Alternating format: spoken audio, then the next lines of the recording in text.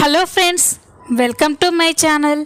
Friends, మీకు మా video నచ్చినట్లయితే వీడియోని లైక్ చేయండి, అలాగే ఛానల్ని సబ్స్క్రైబ్ చేసుకోండి. ఈ వీడియో చాలా ఇంట్రెస్టింగ్గా ఉండబోతుంది, తప్పకుండా చివరి వరకు చూడండి. ఇక వీడియోలోకి వెళ్ళినట్లయితే, జీవన ఆనందిని గమనించుకోకుండానే ఇందుమతితో టెండర్లు మార్చేసిన విషయం మొత్తం కూడా ఫోన్లో మాట్లాడుతూ ఉంటుంది. అప్పుడే ఆనంది అక్కడికి వచ్చి జీవన మాటలు వింటుంది. ఇక ఆనందికి టెండర్ పేపర్స్ మార్చింది జీవనే అని తెలిసిపోతుంది. ఇక దాంతో కోపంతో రగిలిపోతూ ఉంటుంది. జీవన ఇందుమతితో ఫోన్ మాట్లాడిన తర్వాత ఒక్కసారిగా వెనక్కి తిరిగి చూసేసరికే అక్కడ ఆనంది ఉంటుంది. ఆనందిని చూసి జీవన ఒక్కసారిగా షాక్ అయిపోతుంది. ఇదేంటి, ఇదెప్పుడొచ్చింది అనుకొని ఇక వెంటనే ఏమీ తెలియనట్టుగా నువ్వెప్పుడొచ్చావు కుట్టి అని అంటుంది. అప్పుడు ఆనంది, నువ్వు టెండర్స్ మార్చిన విషయం మాట్లాడుతున్నప్పుడే వచ్చాను అని చెప్పగానే జీవన ఒక్కసారిగా షాక్ అయిపోతుంది. ఇక వెంటనే ఏంటి కుట్టి, ఏం మాట్లాడుతున్నావు అని అంటే ఇక ఆనంది ఒక్కసారిగా జీవన చెంప పగలగొడుతుంది. అది చూసి జీవన షాక్ అయిపోతుంది. ఏంటి కుట్టి, నన్ను ఎందుకు కొడుతున్నావు అని అంటే, జీవన నువ్వు ఇంకొక మాట మాట్లాడితే మంచిగా ఉండదు చెప్తున్నా. అసలు నువ్వు ఇలా తయారవుతున్నావేంటి జీవన?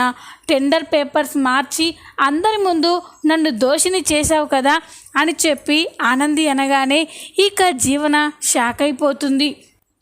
ఇక ఆనంది, ఈరోజు నువ్వు చేసిన పనికి కంపెనీ కాస్తలో చాలా నష్టంలో పడేది, అయినా ఎందుకు జీవన గిట్ల చేస్తున్నావు? కంపెనీ అంటే మనందరిది, కంపెనీకి ఏమన్నా అయితే మనం అంతా రోడ్డున పడతాం అని ఆనంది అంటుంది. అప్పుడు జీవన, సారీ కొట్టి, ఈ ఇంట్లో వాళ్ళంతా కూడా ఎక్కువ ప్రియారిటీ నీకే ఇచ్చి నిన్నే అభిమానంగా ప్రేమగా చూడడాన్ని చూసి తట్టుకోలేక ఇలా చేశాను అని జీవన చెప్పగానే ఆనందికి చాలా కోపం వస్తుంది. ఏంటి జీవన, మరి ఇంత స్వార్థంగా తయారవుతున్నావేంటి అని చెప్పగానే అప్పుడు జీవన, ఏంటి కుట్టి, ఇప్పుడు నన్ను అత్తయ్య గారికి తీసుకెళ్ళి నా గురించి చెప్తావా అని అంటే, అలా చెప్తే పోయేది నీ పరువు మాత్రమే కాదు, జ్యోతమ్మ పరువు కూడా. కూతుర్ని ఇలాగైనా పెంచేది అని అత్తయ్య గారు జ్యోతమ్మని నానా మాటలు అంటారు. నిన్నక్కడికి తీసుకెళ్ళి జ్యోతమ్మని మాటలు అనిపించట్లేదు. చూడు జీవన, ఇదే నీకు లాస్ట్ అండ్ ఫైనల్ వార్నింగ్. ఇంకొకసారి ఇలాంటి తప్పు చేసినావు అంటే నిన్ను జ్యోతమ్మ కాదు కదా, ఆ శివయ్య కూడా కాపాడలేడు, గుర్తుపెట్టుకో అని ఆనంది చాలా కోపంగా మాట్లాడి అక్కడి నుంచి వెళ్ళిపోతుంది. ఆనంది వెళ్ళిపోయిన తర్వాత జీవన కూడా ఆనందిపై కోపంతో రగిలిపోతూ ఉంటుంది. నువ్వు నన్ను ఎన్ని కొట్టినా కూడా నాకు కోపం రాదు కుట్టి, ఏదో ఒకరోజు ఇంతకింత నిన్ను తిరిగి దెబ్బ కొడతాను చూడు, కోలుకోలేకుండా చేస్తాను చూడు అని జీవన అనుకుంటూ ఉంటుంది. ఇంతలోనే ఉదయం అవుతుంది.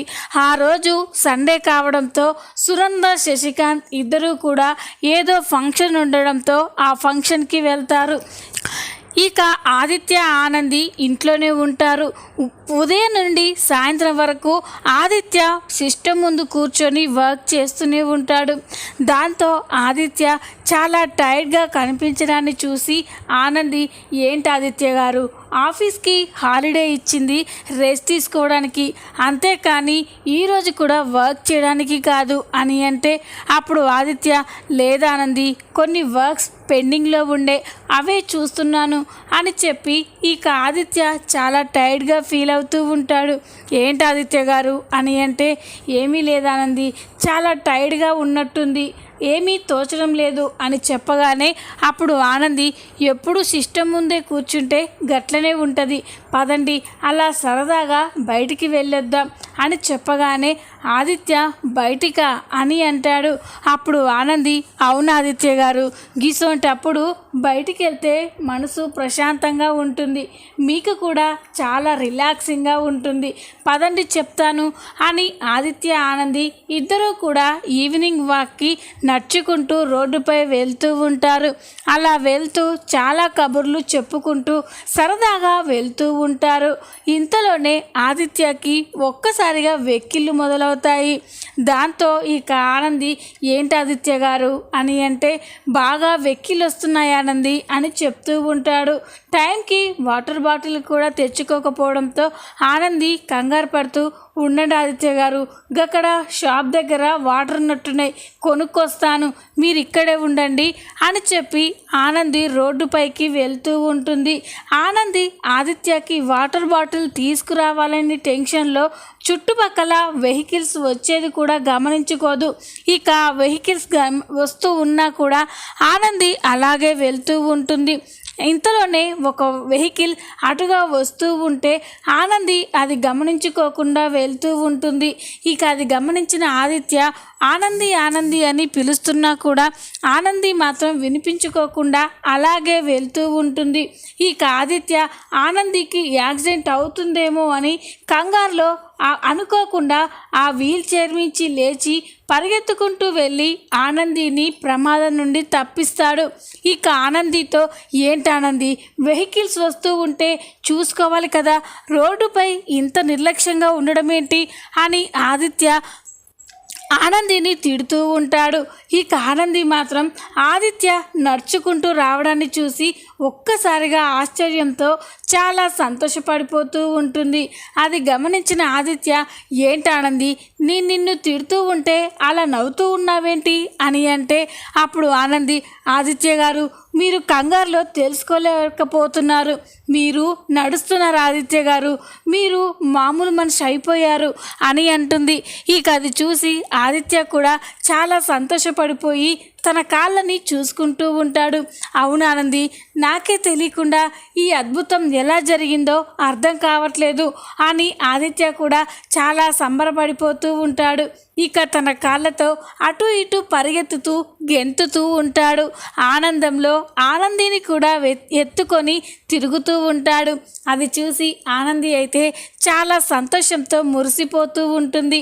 ఆనంది, ముందు ఈ విషయం మమ్మీ డాడీకి చెప్పాలి, పద ఇంటికి వెళ్దాం అని చెప్పి ఇక వెళ్తూ ఉంటారు. అప్పుడే ఆనంది ఆదిత్య వీల్ చైర్ని బాధగా చూస్తూ ఉంటుంది. ఏంటానంది, ఆ చైర్ని అలా చూస్తున్నావేంటి అని అంటే, ఆ చైర్ అండి అని అంటుంది. అప్పుడు ఆదిత్య, ఇంకా దాంతో పనేముంది ఆనంది అని చెప్పగానే, అలా అనొద్దు ఆదిత్య గారు, ఇన్ని రోజులు మీకు ఆ చైర్ ఎంతో సాయం చేసింది, కష్టకాలంలో మిమ్మల్ని ఆదుకుంది, మీకు ఇంకో మనిషి అవసరం లేకుండా ఆ చైర్ మీకు సాయంగా ఉంది. అలాంటి చైర్ని వేరొకరికైనా ఇవ్వాలి కానీ ఇలా రోడ్డు పక్కన పడవేయకూడదు అని చెప్పగానే ఈ ఆదిత్య కూడా చాలా బాధపడుతూ ఉంటాడు. నువ్వు చెప్పింది నిజమే ఆనంది, ఆ చైర్ నాకు ఇన్ని రోజులు తోడుగా ఉంది, పద మన డ్రైవర్ని తీసుకురమ్మని చెప్తాం అని ఆదిత్య ఆనంది ఇద్దరు నడుచుకుంటానే ఇంటికి వెళ్తారు. ఇక ఆదిత్య ఆనంది ఇంటికి వచ్చేసరికి సునంద, శశికాంత్, జీవన, చైతన్య అందరూ హాల్లో కూర్చొని మాట్లాడుకుంటూ ఉంటారు. అప్పుడే సునంద, ఏంటండి ఆదిత్య ఆనంది ఇప్పటి వరకు ఇంటికి రాలేదేంటి అని చూస్తూ ఉంటారు. అప్పుడే ఆనంది ఆదిత్య ఇంట్లోకి వచ్చి, అమ్మా నాన్న, రేయ్ చైతన్య అని పిలుస్తూ ఉంటాడు. ఇక ఆ పిలుపు విని ఆదిత్య వైపు అందరూ చూస్తారు. ఇక సునంద, శశికాంత్, చైతన్యాలైతే నమ్మలేక చాలా సంతోషంతో ఎమోషనల్ అవుతూ ఉంటారు. ఇక సునంద, ఆది ఏంట్రా మా కళ్ళు చూస్తుంది నిజమేనా, నువ్వు నడుస్తున్నావా, నీకు కాళ్ళు వచ్చాయా అని అంటుంది. అప్పుడు ఆదిత్య, అవునమ్మా నాకు కాళ్ళు వచ్చాయి చూడండి అని చెప్పి ఆదిత్య అటు ఇటు తిరిగి చూస్తూ ఉంటాడు. ఇక శశికాంత్, చైతన్యాలు కూడా చాలా ఎమోషనల్గా, ఏంటది నిజంగా నువ్వు మళ్ళీ ఇలా మామూలు మనిషివి అవుతావని అనుకోలేదురా, అసలు ఎలా జరిగింది ఇదంతా అని చెప్పగానే ఇక ఆదిత్య జరిగిన విషయం మొత్తం కూడా చెప్తూ ఉంటాడు. ఇక చైతన్య, అంటే ఈరోజు నీకు కాలు రావడానికి కారణం వదిన అన్నమాట అని చైతన్య చెప్పగానే ఇక ఆదిత్య కూడా అవునరా అని చెప్పి చాలా సరదాగా మాట్లాడుకుంటూ ఉంటారు. ఇదంతా చూస్తున్న జీవన మాత్రం కోపంతో అసూయతో రగిలిపోతూ ఉంటుంది. నేను ఏదైతే జరగకూడదు అనుకున్నానో అదే జరిగింది.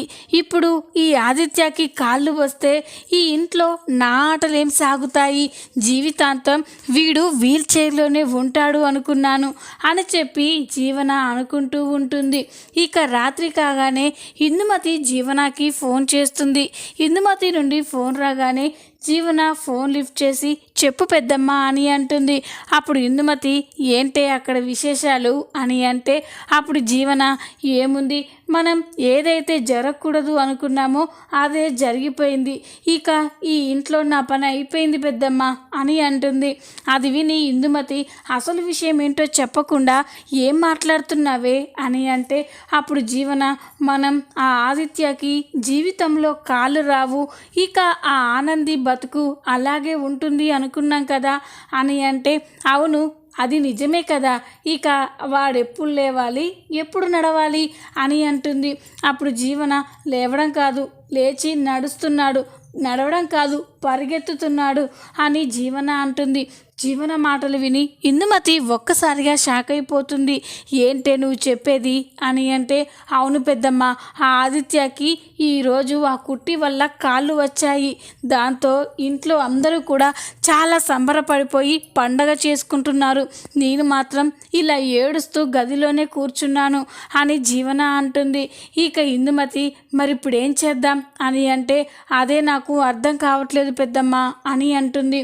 అప్పుడు ఇందుమతి చూడు, ఆ ఆదిత్యకి కాళ్ళు వచ్చినంత మాత్రాన నీ ఆటలు సాగవన్నట్టు కాదు, ఆ ఆనందిది పై చెయ్యి అవుతున్నట్టు కాదు అని చెప్పగానే అప్పుడు ఇక జీవన కాకపోతే ఏంటి పెద్దమ్మ, ఇన్ని రోజులంటే ఆ ఆదిత్య వీల్ చైర్లో ఉండడం వల్ల వాళ్ళిద్దరూ విడివిడిగా ఉన్నారు. ఇప్పుడు ఆదిత్య మామూలు మనిషి అయిపోయాడు. త్వరలోనే మా అత్తయ్య వాళ్ళిద్దరినీ కలుపుతుంది. ఇక దాంతో ఆనందియే ఈ ఇంటికి వారసుల్ని ఇస్తే అప్పుడు ఈ ఇంట్లో నా పరిస్థితి ఏంటి అని జీవన అంటుంది. అది విని ఇందుమతి లేదే అలా జరగడానికి వీల్లేదు.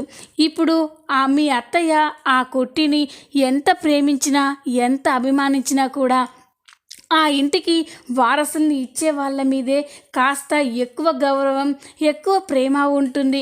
అందుకే నువ్వు ఆ కుట్టి కంటే ముందు ఆ ఇంటికి వారసుల్ని ఇవ్వాలి అని అంటుంది.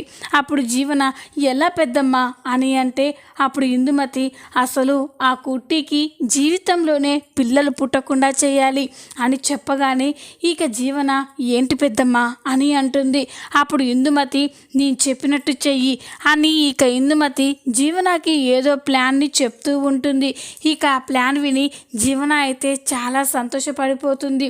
పెద్దమ్మ నువ్వు చెప్పినట్టు చేస్తే ఇది వర్కౌట్ అయితే మాత్రం ఇక నాకు ఈ ఇంట్లో తిరిగే లేదు, కానీ ఏదైనా బెడిసి కొడితే మాత్రం ఇక నా పని అయిపోయినట్టే అని అంటుంది.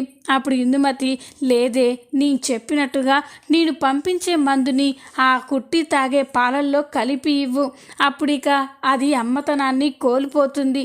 అది తెలిసిన తర్వాత మీ అత్తయ్య ఇక ఆ కుట్టిని ఒక్క క్షణం కూడా ఇంట్లో ఉంచదు అని చెప్పి ఇక ఇందుమతి చెప్తూ ఉంటే జీవన మురిసిపోతూ ఉంటుంది. ఇక సరే అని జీవన తన ప్లాన్ని అమలు చేయడానికి చూస్తూ ఉంటుంది. ఇందుమతి జీవనకి ఒక మందునైతే పంపిస్తూ ఉంటుంది. ఆ మందుని ఎప్పుడెప్పుడు కుట్టి తాగే పాలల్లో కలపాలా అని మంచి సమయం కోసం ఎదురు చూస్తూ ఉంటుంది. అలా ఉండగా ఒకరోజు ఆనంది పార్వతమ్మ నాకు పాలు కలిపి తీసుకురావా అని అంటుంది. అది విన్న జీవన ఎస్ ఇదే సరైన సమయం, ఈ టైంలోనే నేను కుట్టికి ఈ మందు కలిపి పాలు ఇవ్వాలి అని అనుకుంటూ కిచెన్ దగ్గరికి వెళ్తుంది. జీవన కిచెన్ దగ్గరికి వెళ్ళేసరికి పార్వతమ్మ ఆనంది కోసం పాలు కలుపుతూ ఉంటుంది. ఇక అది గమనించిన జీవన పార్వతమ్మ నిన్ను అత్తయ్య గారు పిలుస్తున్నట్టున్నారు అని చెప్పగానే ఇక పార్వతమ్మ అలాగా అని చెప్పి అక్కడి నుంచి వెళ్ళిపోతుంది. పార్వతమ్మ వెళ్ళిపోగానే జీవన వెంటనే కిచెన్లోకి వెళ్ళి తన దగ్గర ఉన్న మందుని ఆనంది కోసం కలిపిన పాలల్లో కలుపుతుంది. ఇక కలిపిన తర్వాత ఏమీ తెలియనట్టు అక్కడి నుంచి వెళ్ళిపోతుంది. తర్వాత పార్వతమ్మ అక్కడికి వచ్చి, ఇదేంటి సునందమ్మ నన్ను పిలవలేదంట, కానీ ఈ జీవనమ్మ ఏంది నన్ను పిలిచిందని చెప్పింది, ఏంటో ఈవిడ ఎప్పుడు ఎలా ఉంటుందో ఎవ్వరికీ అర్థం కాదు అని పార్వతమ్మ ఇక ఆనందికి పాలు తీసుకెళ్ళి ఇస్తుంది. పాపం ఇదేది తెలియని ఆనంది ఎప్పట్లాగానే పాలు తాగుతుంది. పాలు తాగుతూ ఉంటే జీవన చాటుగా చూసి, తాగుకుట్టి ఇంకా సేపట్లో నువ్వు ఏం కోల్పోతున్నావో నీకే అర్థమవుతుంది అని చెప్పి జీవన అనుకుంటూ ఉంటుంది. కాసేపటి తర్వాత ఆనందికి కడుపులో నొప్పి మొదలవుతుంది.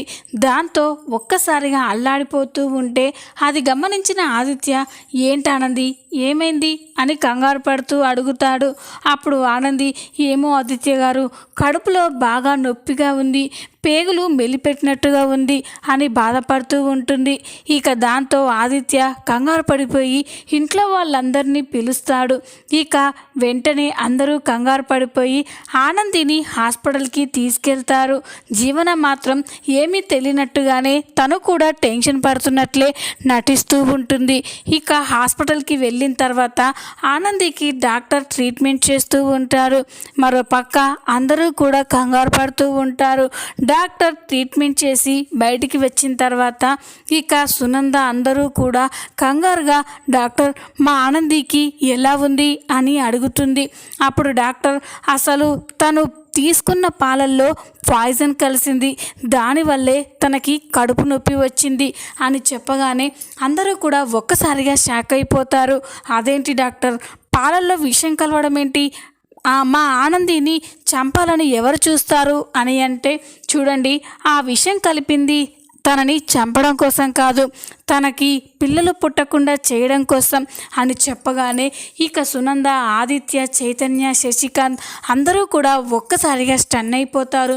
ఇక జీవన కూడా ఒక పక్క కంగారు పడుతూ, ఇదేంటి నా గురించి తెలిసిపోతుందా ఏంటి అని టెన్షన్ పడిపోతూ ఉంటుంది. ఇక సునంద, ఇప్పుడు మరి మా కోడలికి ఎలా ఉంది డాక్టర్ అని అంటే, అప్పుడు డాక్టర్, మీరు సమయానికి హాస్పిటల్కి తీసుకొచ్చారు కాబట్టి తనకి ఏ ప్రాబ్లం లేదు అని చెప్పగానే అప్పుడు ఇక సునంద, అంటే తనకి పిల్లలు పుట్టే అవకాశం ఉంది కదా అని అడుగుతుంది. దాంట్లో ఏ అనుమానం లేదండి, తన గర్భసంచికి ఎలాంటి ఇన్ఫెక్షన్ రాకముందే మీరు హాస్పిటల్కి తీసుకొచ్చారు, తనకి పిల్లలు పుట్టే అవకాశం ఉంది అని చెప్పి డాక్టర్ చెప్పగానే ఇక సునంద చాలా సంతోషపడుతుంది. ఇక శశికాంత్, చైతన్య, ఆదిత్యాలు కూడా చాలా రిలాక్స్ అయిపోతారు. డాక్టర్ చెప్పిన మాటలు విని జీవన అయితే షాక్ అయిపోయి చూస్తూ ఉండిపోతుంది. ఇక సునంద ఆనంది తాగే పాలల్లో విషం ఎలా కలిసిందో ఎలా తెలుసుకుంటుందో తెలుసుకోవాలి అంటే మా నెక్స్ట్ వీడియోని తప్పకుండా చూడండి. ఈ వీడియో కనుక మీకు నచ్చినట్లయితే లైక్ చేయండి, సబ్స్క్రైబ్ చేసుకోండి. Thanks for watching.